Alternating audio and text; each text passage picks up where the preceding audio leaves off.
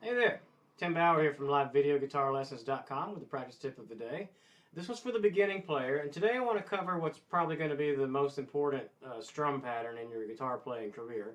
Number one, it's really common. You use it all the time, and you hear it all the time in lots of music. But more importantly, it's usually the first strum pattern that everybody learns. And with it, you learn the discipline of strumming correctly rather than just kind of poking at the strings. So anyway, that's the primary thing on my mind as we're covering this. All right, so this is commonly referred to as the down, down, up, down, up strum. For obvious reasons you'll see in a second. So anyway, it sounds like this. You hear it a lot, you know.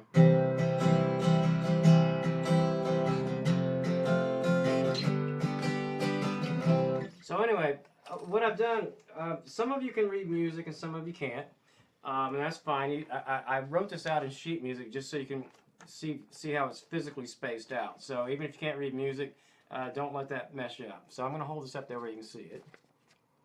All right, so basically what we're doing, I've taken a measure and separated it into 8 equal parts. That's what the 1 and 2 and 3 and 4 and is written underneath there. And on the staff there, I've written a chord. It's an A-form C chord, which doesn't matter. It's with any chord on the strum. And the D's and U's at the top is the strum direction. Down is obviously down. I mean, D is obviously down, and U is obviously up. All right. So what we're doing, this strum, we're hitting the beat 1. We're not hitting anything on the and beat after that. And then we're hitting beat 2. And then we're hitting the and beat after that. And those arcs you see between the and the 3 beat, that's called a tie. We'll cover that in a different video.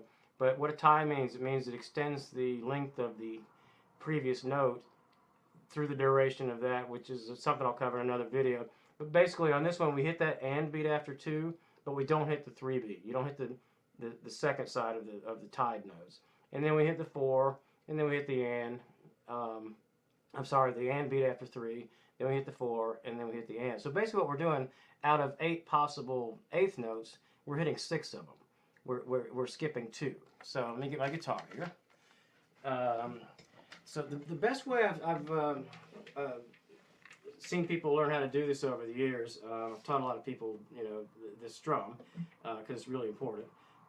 If you split the pattern and work it in three phases.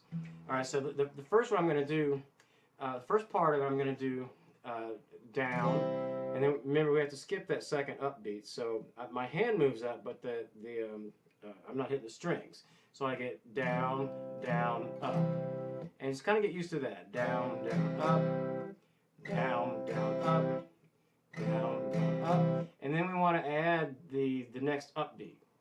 So the second phase of this learning process is down, down, up, up, down, down, up, up. And get used to that. You might want to do it, I don't know, 12, 15, 20 times, however long it takes you to get used to it. And then we add the rest of it. Down, down, up, up, down, down, up, down, up. And the whole thing just loops. After you've done it once, down, down, up, down, up, then it loops back around to the beginning. But it has to be smooth. Keep it going smoothly. The whole point of this, make sure you're hitting the down strokes where you're supposed to hit down strokes and the up strokes where you're supposed to hit up strokes. Otherwise, that's where the discipline comes in. Otherwise, I mean, you're wasting your time. The whole idea of this strum pattern and most strum patterns is to keep your hand moving smoothly so you can keep good rhythm.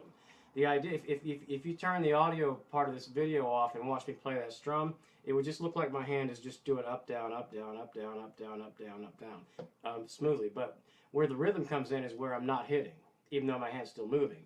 And the idea is that your hand's just moving like a pendulum on its side, obviously, but like a pendulum on a grandfather clock, and it's nice and even. It's easy to keep time that way, and everything's you end up strumming everything really smoothly.